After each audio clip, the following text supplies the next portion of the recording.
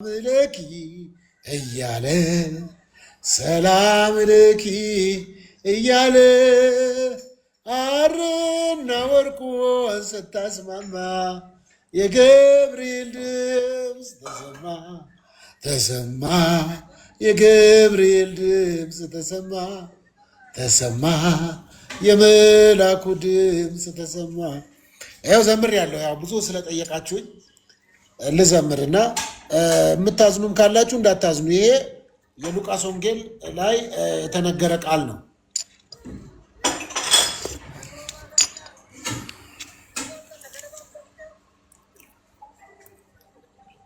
ዳዲዬ ነገ ደውልልሃለሁ፣ በቴሌግራም አወራሃለሁ። ደግሞ በጣም ነው የምወድህ። የዘመርከው መዝሙርን ደግሞ መጽሐፍ ቅዱሳዊ የሆነ መዝሙር ነው። ቴንኪዩ። ደግሞ ለምንም ደግሞ ማትጨነቅ ሰው መሆንን ደግሞ ወደዋለሁ። ራስህን ሆነ የምትቀጥል እንጂ አንተ ልሁንልህ ሲሉ አይ አትሆኑም እኔ ራሴ ነኝ ብለህ የምትመልሰው ስለሆንክ ደግሞ ወደዋለሁ ዳዲ። እውነት በግድ አንዳንድ ሰው የአንተን ኑሮ ለመኖር ይፈልጋል። እንደ ሰለሞን አይነት ሶል ጸጋው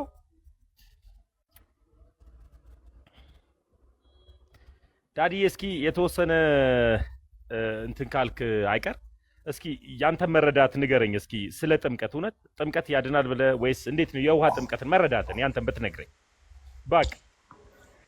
ባይብል ተጠምቄያለሁ እኮ እኔ እኮ አይ እንትን መረዳትህን ልወቀው እንደዚህ በጥቅል መጽሐፍ ቅዱስ እንደዚህ ነው የምለው። ያመነ የተጠመቀ ተጠምቋል፣ ያመነ የተጠመቀ ይድናል ይላል። አሜን። ስለዚህ ጥምቀት ስርዓት አይደለም ብለህ ነው የምታምነው ሶፊያ? አይ አሁን ለምሳሌ ሁለት አይነት እይታዎች አሉ። አሁን ስለ ስጋና ደሙም ስጋዬን ያልበላ ደሜን ያልጠጣ የዘላለም ሕይወት የለውም ይላል 6 ላይ። ቆሮንቶስ 11 ላይ ደግሞ ሲናገር ይሄንን ለመታሰቢያ ያድርጉት ብሎ ደግሞ ጳውሎስ ይናገራል። ገብቷል? ስለዚህ ራሱ ይጋጫል ማለት ነው።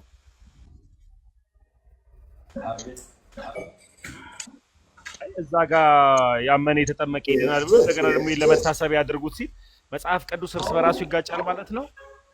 ይጋጫል አይደለም። አየህ አውድ የሚባልና ሄርሜኔቲክስ ደግሞ አለ፣ ስነ አፈታት። መጽሐፍ ቅዱስ እንደተነበበ አይወሰድም። አንዳንዱ የሚፈታ አለው፣ አንዳንዱ ደግሞ በቀጥታ አድሬስ የሚደረጉ አሉ። ስለዚህ መፈታት ያለበት አለ፣ የሌለበት አለ። ለምሳሌ አትስረቅ ካለ ይሄ መፈታት አለበት ምናምን። አትስረቅ ነው በቃ። ገብቷል? ያንደርስታንድ እየተረዳው ነው ዳንዬ። ስለዚህ አንተ ከሁለቱ አሁን አንተ ለምሳሌ አሁን ተመልሰህ ሄደህ ቄደር ተጠመቅክ አይደለ? እኔ ቄደር አልተጠመቅኩም። ምን ነው? በጣም ጥሩ። እኔ እኮ ሶፊዬ ከልጅነቴ ጀምሮ ፕሮቴስታንት ስለነበርኩኝ የልጅነት ጥምቀት ነው ያገኘሁት። ቄደር አልተጠመቅኩም። ለምን ያንተ ለምንድነው ፌቨር የተደረገልህ አንተ? እንዴት እንደሆነ ልንገርክ ዳዲ። ለምሳሌ ያክል አንተ አሁን ቄደር ነው የምትጠመቀው። ምን አደረኩኝ እኔ? አንተ ገብቶ እንደገና ወደማይገባቸው ስለሄድክ እንደገና ገብቶ ብትመጣ ቄደር ትጠመቃል። እኔ ግን ከማይገባው ቤት ወደ እውነትን ወደሚያስረዳበት ቤት ስለመጣኝ ቀጥታ ድሮውንም በጨለማ ውስጥ በነበረ ቤት ውስጥ ነኝ ብዬ ነበር ማስበው። ወደ ብርሃኑ ስመጣ ቀጥታ የልጅነት ጥምቀትን ያገኘሁት። አንተ እኛ በ40 ቀን የተጠመቅነው አይነት ነው የምትጠመቀው አንተ? እሱን አላቅም። የቀናት ጉዳይ ሳይሆን እየነገርኩህ ያለሁት እኔ አይ ስለ ቀናት አይደለም። ኖ እኛ በ40 ቀንና በ80 እኔ አሁን በ40 ቀን በ80 እንደሚጠመቀው ነው። አንተ አሁን የልጅነት ነው የተጠመቀው። አሁንም ይኸውልህ የልጅነት እያልኩ ስነግርህ ዳዲ የ40 ቀን 80 ቀን ምናምን የሚለው ቀኑን ትተውና እኔ ተመስገን የተጠመቅኩትን ነው የምነግርህ። ለአንተ በሚመች መልክ አልመልስልህም ለምቢባል ቶፒክ ወደ ሌላ ስለሚዞር። እኔ ግን ተመስገን እንዴት ተጠመቅክ ስትለኝ ቄደር አይደለም የተጠመቅኩት የልጅነት ጥምቀትን ነው የተጠመቅኩት ነው። ለምባል ጴንጤ ነበርኩ ከልጅነቴ ጀምሮ። ኦርቶዶክስ ሲሆን የኦርቶዶክስን ታሪክ አላውቅ። አንተ ግን ኦርቶዶክስን ታውቃታለህ። በካህን ቤተሰብ ውስጥ ነው የተወለድከው። ኦርቶዶክስን አውቀህ ተምረህ ተረድተህ ነው እንደገና ወደ ፕሮቴስታንት የመጣኸው። ስለዚህ አሁን አንተ ኦርቶዶክስን ቀምሰሃታል። ስትመጣ የቄደር ተምረህ ቤተክርስቲያንን በደንብ አውቀህ ገና ዛሬ ኦርቶዶክስ ሆናለሁ ብትል ከአንዳንድ የቄደር ጥምቀትን አትጠመቅም። ሶፊዬ ትማራለህ። ተምረህ ተረድተህ እንደገና ጥያቄዎች ካሉ ጥያቄዎችን አንስተህ ጥያቄዎች ከተመለሱልህ በኋላ ነው የቄደር ጥምቀትን የምትጠመቀው። እኔ ግን አላቅም ነበረ ስለ ኦርቶዶክስን ከሚሳደቡትም ከሚተቹትም ሰዎች ጋር አብሬ ሆኜ እተች ነበረ። ሶፊ አዎ እያልኩ ምናምን እተች ነበረ እና ኦርቶዶክስን ሳቃት ቀጥታ ኦርቶዶክስ ለመሆን ነው እንትን ያልኩት እና ጥያቄዎችን በአግባቡ አባቶች መለሱልኝ። ከዛ በኋላ እንድጠመቅ ምን ይከለክለኛል ስላቸው በቃ አንተ የልጅነት ጥምቀትን ማግኘት ትችላለህ አሉኝ። ተጠምቄ ስጋ ደሙን ወስጄ ኦርቶዶክስ ሆንኩኝ ማለት ነው። የሚገርም ነው።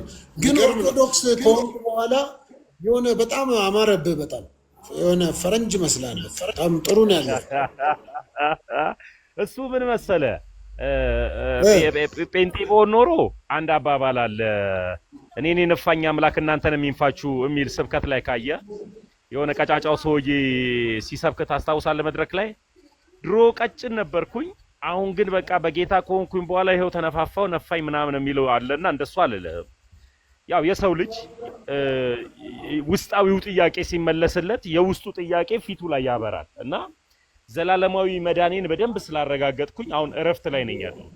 ውስጤ እረፍት ነው፣ ውጪ እረፍት ነው። የሰው ልጅ ደግሞ ውስጡና ውጪው እረፍት ሲሆን ምቾቱ ይታያል ማለት ነው። ያ ነው ሶፊ። አይዞ እና አሁን እኔ ጴንጤ ስለሆንኩ ነው የተጎሳቆልከው ነው የምትለኝ?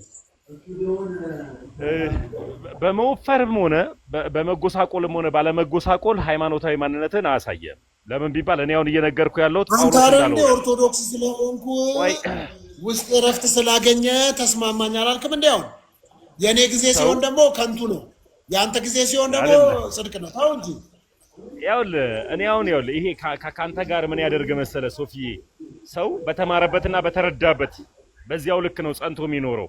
እኔ የተማርኩበትና የተረዳሁበትን ማንነት ነግሬሃለሁ።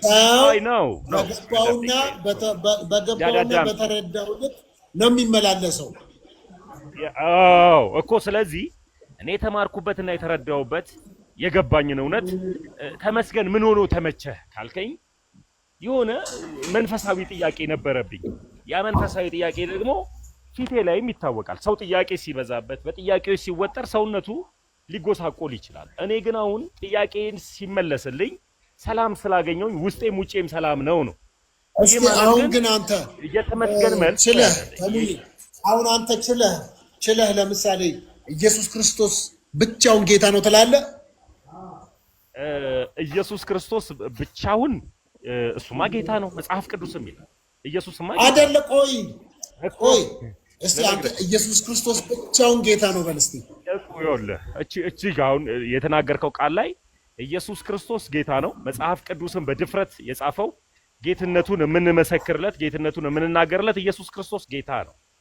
አሁን እስቲ ነው እኮ ቆይ ሶፊ፣ አይ ለምሳሌ ያክል እኔ ያለኝን ከለር ፊት ላይ ለጥፍ አትለኝም። አልለጥፈውም። ያንተን ከለር ያንተ ከለር ያንተ ነው። እኔ ደግሞ የራሴን ከለርን ነው ይዤ የምመጣው። ገባ? አሁን ሶፊን ሆኜ የሶፊን ሐሳብ ላወራ አልችልም። አንተ እንደዚህ በል ኢየሱስ ክርስቶስ ብቻውን ጌታ ነው በል እስቲ። አሁንም እኮ አልተረዳኝም እኮ እንደምየው። ይኸውልህ አሁን እኔ አንድ ጥያቄ በጠይቀ ተመስገን ለምን መሰለህ እኔ እንደማችል አውቃለሁ እንደማችል። ምክንያቱም ያለ መንፈስ ቅዱስ እርዳታ ሰው ኢየሱስ ክርስቶስ ብቻውን ጌታ ነው ብሎ ማለት አይችልም። ይፈልጋል። አሁን እኮ እንደዚህ ነው። እስኪ ኢየሱስ ክርስቶስ ብቻውን ጌታ ነው ተብሎ ቃል በቃል የለም። ግን አሁን አውዱ ላይ እንሂድ። አሁን ቅድም ላይ ምን ብለናል? መጽሐፍ ሌላ ጌታ አለ? ሌላ ጌታ አለ ወይ? ሌላ ጌታ አለ ወይ? ሶፊ ትልቁ ችግርህ ምን መሰለህ? አንተ አታስጨርስም። አፌ ላይ አትቁም ላውራ። ሌላ ጌታ አለ፣ ሌላ ጌታ አለ። ታዲያ ለምንድን ነው ሆነ ብለው እኔም አልፈልገው ንግግር የምትናገረው?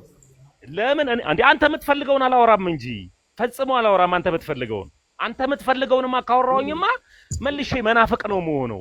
ለምን ቢባል ኢየሱስ ከአምላክነት አውርጄው እኔ መናፍቅ እንዳትለኝ። እንዳትለኝ እንዴ አደ አዳምጣ ያሶፊ። እሺ እቺ ልበል እኔ ፈጽሞ አንተ የምትለውን አልናገርም። እኔ ግን የራሴን እነግርሃለሁ የተማርኩትን። አሁን ሰው በተማረውና በተረዳው ልክ አይደለም የሚኖረው። ስለዚህ እኔ የተማርኩትን እነግርሃለሁ። ገባ? የተማርኩትን የተረዳሁትን ነው የምነግርህ። አሁን ለምሳሌ ያክል አንተ ኢየሱስ ክርስቶስ ብቻ ነው ስትል ኢየሱስ ክርስቶስ ብቻ ተብሎ አልተጻፈም። አሁን ኢየሱስ ክርስቶስ ጌታ ነው፣ መጽሐፍ ቅዱሳዊ ነው። የኢየሱስ ክርስቶስን ጌትነት እንመሰክራለን፣ አምላክነትን ደግሞ እንቀበላለን። ኢየሱስ ክርስቶስን ጌታ አይደለም ብሎ የሚናገር ሰው ካለ እሱ አጋንንት አለበት።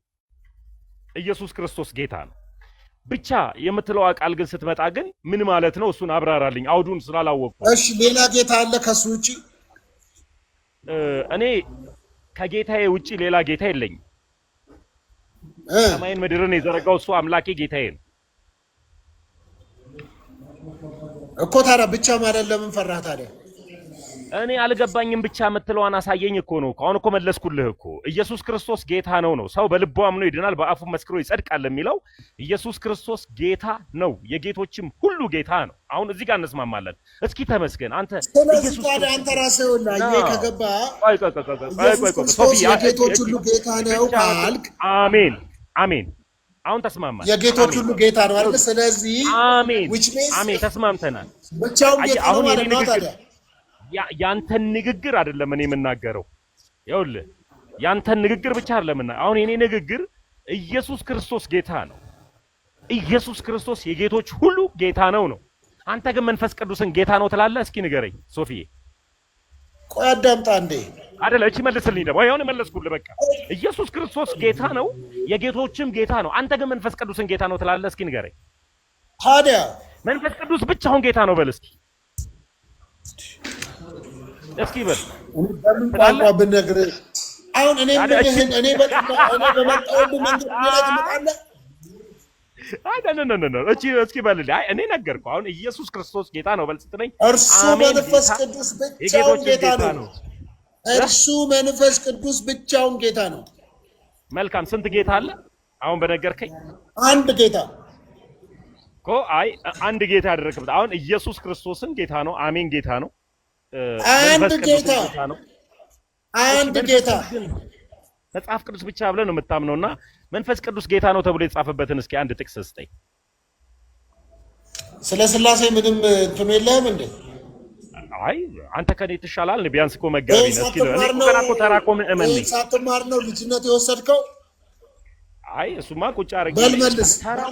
ተራው ኦርቶዶክሳዊ ልንገር፣ ተራው ኦርቶዶክሳዊ አራም ይባላል። የሰው ተራ የለም።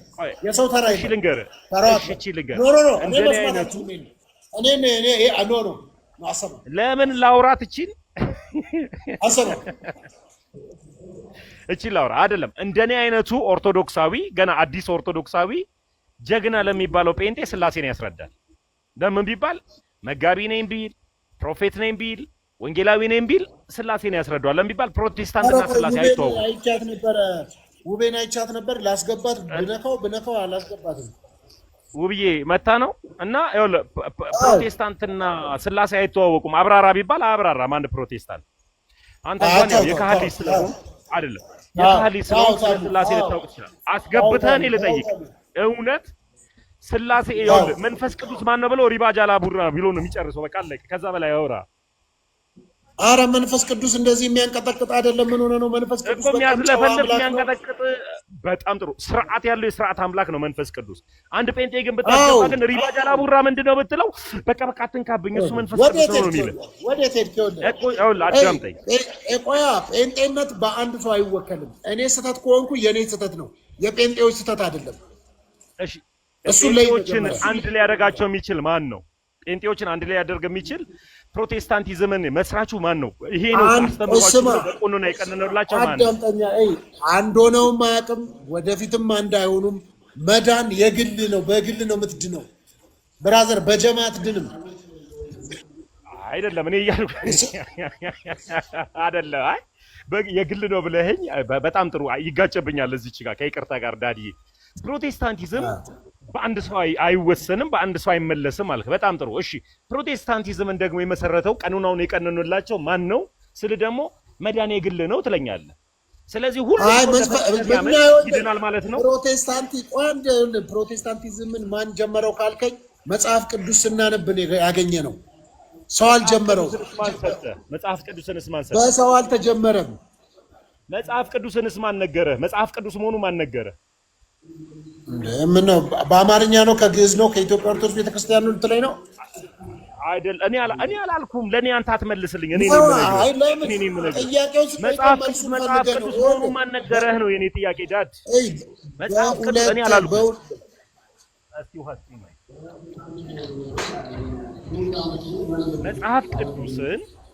መጽሐፍ ቅዱስ መሆኑን ማን ነገረህ ነው? እኔ ለምሳሌ መጽሐፍ ቅዱስ ብለህ ብትሰጠኝ መጽሐፍ ቅዱስ መሆኑን ሶፊ ሰጠኝ ይላል። መጽሐፍ ቅዱስ መሆኑን ስታነብ ማን ነገረ? መጽሐፍ ቅዱስ የእግዚአብሔር ቃል ነው። መጽሐፍ ቅዱስ የእግዚአብሔር ቃል መሆኑን ማን ነገረ ሶፊ? ራሱ የእግዚአብሔር ቃል ሮሜ ላይ የእግዚአብሔር ቃል እኮ የእግዚአብሔር ቃል መሆኑን ማን ነገረ? እሺ ሮሜ ምዕራፍ 10 ላይ ትሄድና እምነት ከመስማት ነው መስማትም በእግዚአብሔር ቃል ነው ይላል። ከዛ የእግዚአብሔር ቃል መሆኑን ራሱ የእግዚአብሔር ቃል ነገረ። ሮሜ ላይ መሆኑን መጽሐፍ ቅዱስ መሆኑን ማን ነገረ ነው? ሮሜ፣ ሉቃስ፣ ቆሮንቶስ፣ ዮሐንስ ራእይ ምናምን አትበለኝ። መጽሐፍ ቅዱስ መሆኑን ማን ነገረ? እነዚህን የተከበሩ አባቶችን ምናምን እንዳትላቸው ተበይ። እኛ ተናገርኩኝ። እነዚህ ቅዱሳት ናቸው፣ ሐዋርያቶችን እንወዳለን፣ እናከብራለን፣ አንሰግድላቸው። ቀን ሰይመን ለእነሱ ድፎ ዳቦ አናበላም እንጂ እንወዳቸዋለን። የታደለ ነው። ያው ለሱ አሁንም ቶፒኳን አልቀይራትም። ድፎ ዳቦዋንም እንመጣባታለን። ዳዲ እኔ ተሜ ነኝ። አንድ አጋጣሚ ሆኖ እኔ ተሜ እኮ ያው መልካም ድፎ ዳቦዋ ላይ እንመጣባታለን። አዳምጠኝ ወንድሜ፣ ድፎ ዳቦዋ ላይ እንመጣባታለን። እንደገና ደግሞ አባቶችም ሐዋርያቶችም የምትለዋን እንመጣባታለን። እኔ ትልቁ ጥያቄ መጽሐፍ ቅዱስ መሆኑን ማን ነገረህ ነው የኔ ጥያቄ። መጽሐፍ ቅዱስ መሆኑን ማን ነገረህ?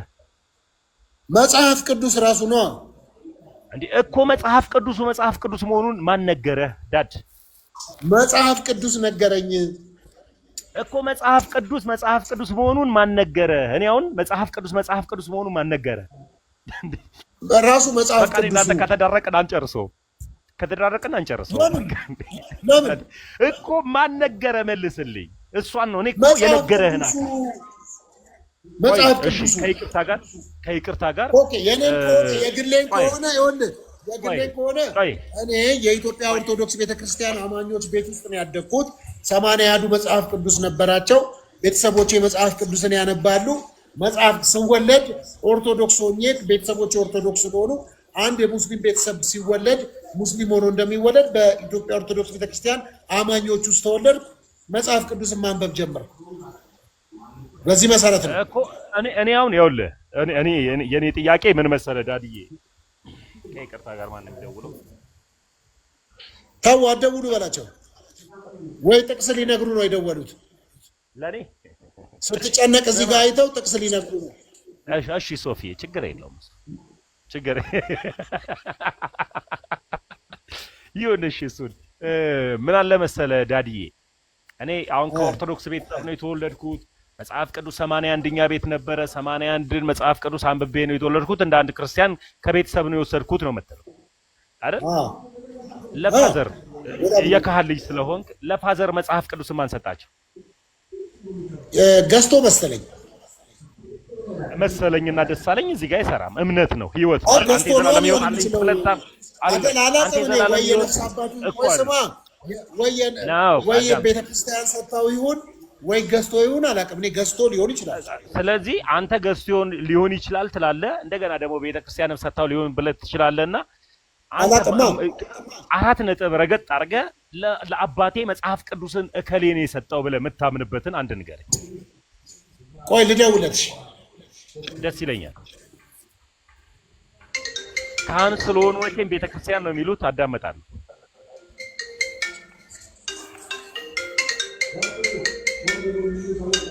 ልጠይቀው ከየት ነው ማን የሰጠ ብዬ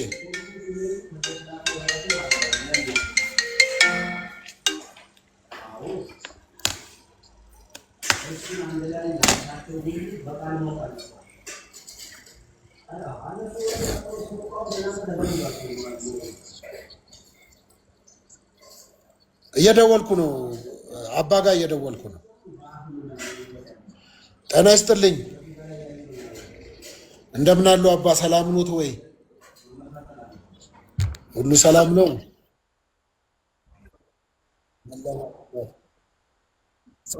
ናቸው እና መስማት እችላለሁ ድምፅ? አቤት። ድምፅ ብታሰማኝ ላውድ አድርገው እስኪ።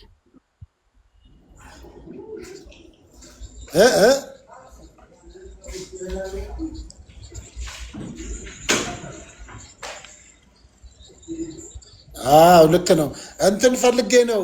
እርስዎ ለመጀመሪያ ጊዜ መጽሐፍ ቅዱስን ከየት ነው የወሰዱት? ማን የሰጡት?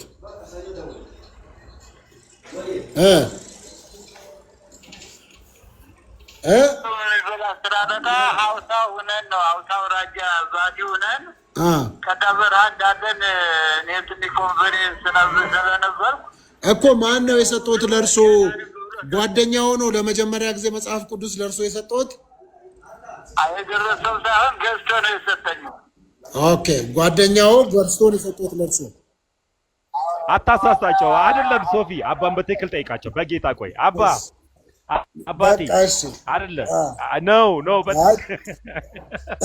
ኧረ ሶፊ ተገርማለህ። አሁን ከበራሱ ታዞረዋለህ። ከየት ነው በቃ ጓደኛውት በስንት ዓመተ ምህረት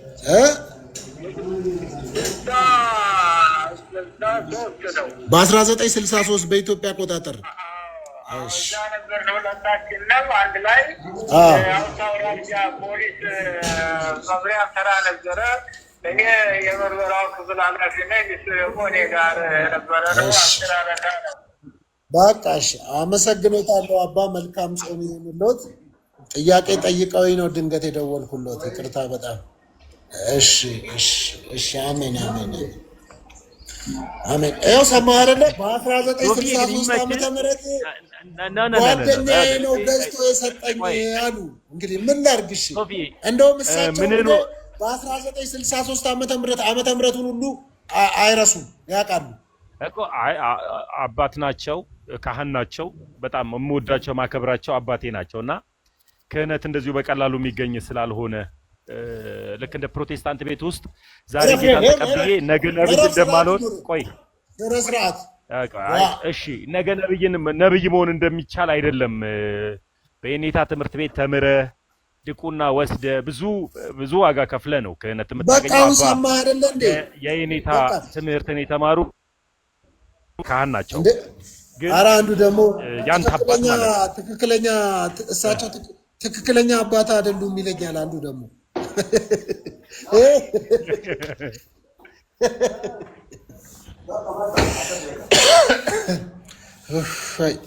ማንኛውም ክርክር ከጀመርን እናንተ ስለማንጨርስ ተደዋውለን እንጨርሳለን። ሶፊ እኔ ተሜ እጅን አንሳና አንድ ነገር ልበል። እጅን ብቻ አንሳልኝ። እንደዚህ አለ። የእጅን ማንሳት ትርጓሜ የማያውቅ ጴንጤ ሊያነሳ ይችላል። እኔ ግን እጅ ማንሳት ማለት ተማርክ ያለው ተገዝቻለሁ ማለት ነው። እጅን ለአንዴና ለመጨረሻ ጊዜ ለቅድስት ሥላሴ ቤተክርስቲያን ገባ ሥላሴን ለማመን አንድ ጊዜ እጄን ዘርግቼ አንስቼ ለዚች ለቅድስት ንጽሕት ለሆነች ቤተክርስቲያን ተማርኬላታለሁ። ለሌላ እጄን ላነሳ አልችልም። ለምን ቢባል የቅድስት ሥላሴ ልጅ ሆኛለሁ። ስለዚህ እጅ ማንሳት ዝም ብሎ አይደለም። እጅ ማንሳት መማረክ መገዛት ነው። እና ለምገዛው አምላኬ ለአንዴና ለመጨረሻ ጊዜ እጄን አንስቼ ጨርሻለሁ። ዳድ እሺ፣ ሁለት እጅን አንሳው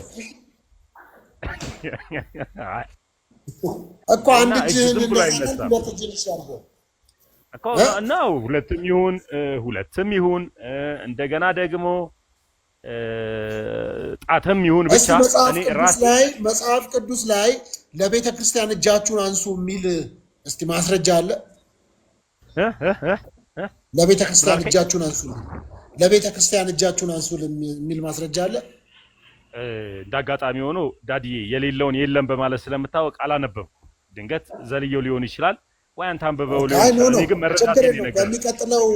በሚቀጥለው ላይቭ ስንገባ አባቶችን ጠይቀና ደስ ይለኛል በጣም። ከኔ በተሻለ ሊቃውንቶች ስላሉ ጠይቄ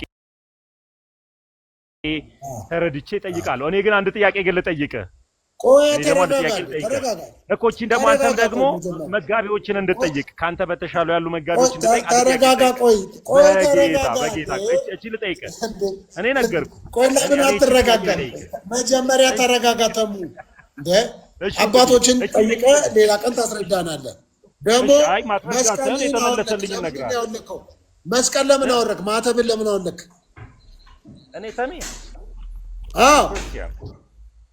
የታል እንዴ? ባለፈው ትልቅ አልነበር? ሌላ ቀይረሃል። 3 ነበር ያሰርከው ባለፈው። አም ክርስቲያን እሱ ሳይሆን ይኸውልህ እኔ ተመስገን ነኝ። ከአንገቴ ቀይረሃል። ከመበጥስ ይልቅ ራሴን አጠፋለሁ። ጌታ አይደለም ካረጋገጥክ በኋላ ቀይረሃታል። ትልቅ ነበረ ባለፈው እንዴ? አሁን ዘልቀ ከገባ በኋላ ቀይረ ነው። እቺን ጠይቀልኝና ዳድዬ ከይቅርታ ጋር አንተ ደግሞ አባቶችን እንድጠይቅልኝ መፈልገው ቃል በቃል እቺ እጅህን አንሳና ጌታ ኢየሱስን እንደግል አዳኝ ጌታ አርጌ ከዚህ በኋላ ተቀብያለሁ የምትለዋል ቃል በቃል መጽሐፍ ቅዱስ ላይ የቱ ጋር እንዳለ እሱን ጠይቅልኝና ደግሞ እኔም ደግሞ ብመልስ እንደዚህ ላላ እሺ እናንብባለ አልጠይቅም። እኔ የትም አልሄድም። የዮሐንስ ወንጌል ምዕራፍ 1 ቁጥር 12 እንዲላል ወደ ገዛ ወገኖች ሄደ፣ የገዛ ወገኖች አልተቀበሉትም። ለሚያምኑ ግን የእግዚአብሔር ልጆች የሆኑ ዘንድ ስልጣን ሰጣቸው። እነሱም ከስጋ ወይም ከወንድ ፍቃድ አልተወለዱም ከእግዚአብሔር መንፈስ እንጂ ተብሎ ተጽፏል።